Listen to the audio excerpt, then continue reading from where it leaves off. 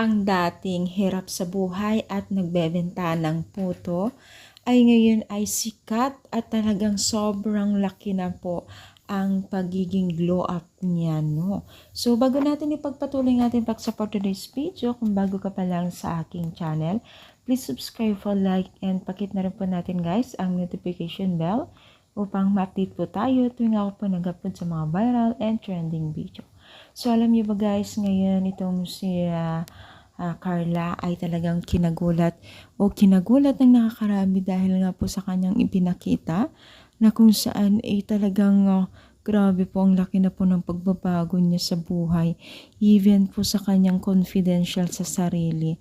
Ngayon guys, 'di ba, kung maalala niyo dati ay hirap na hirap siyang makibagay sa mga photographer, or nahirapan po siyang mag-smile, magbigay ng magandang smile sa mga photographer.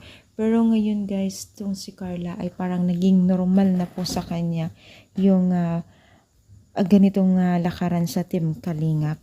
Alam niyo ba guys na itong si Carla ay sobra dati kung siya po ay maiiyak siya.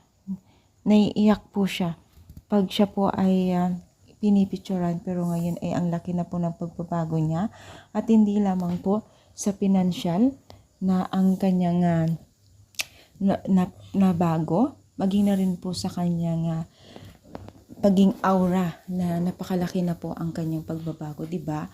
So sana nga tuloy-tuloy po ang ating pamumuhay or pag-suporta po sa kanya, at be humble sana itong si Carla, no? So ano masasabi ninyo? I-comment down, pa-like po ang ating video. Thank you so much guys. More power and God bless po guys.